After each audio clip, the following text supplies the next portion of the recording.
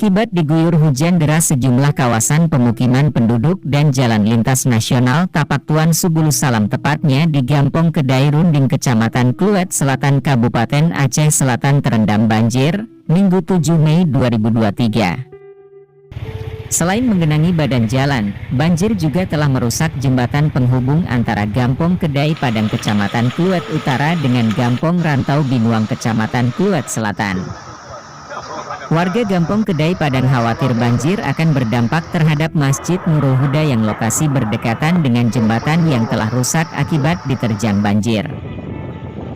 Salah seorang warga Gampong Kedai Padang, Samsuar, meminta perhatian dan tindak lanjut segera dari pemerintah untuk mengantisipasi dampak yang lebih luas di Gampong tersebut. Kecamatan di Kedai Padang itu dah jatuh, maunya pemerintah menjadi perhatian sesegera mungkin untuk dibangun batu gajah yang hampir habis rampung.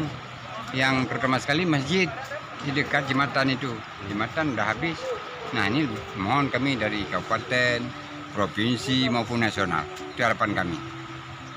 Itu saja sementara.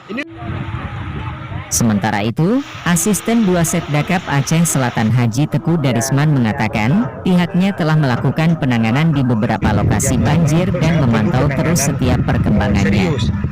Ada salah satunya mungkin jembatan desa Kedai Padang, Kecamatan Utara, dan itu juga banyak rumah penduduk dan masjid. Nah, ini perlu penanganan untuk penanganan segera melalui pembangunan jeti ya, atau batu gajah, sehingga harapan kita dapat mengatasi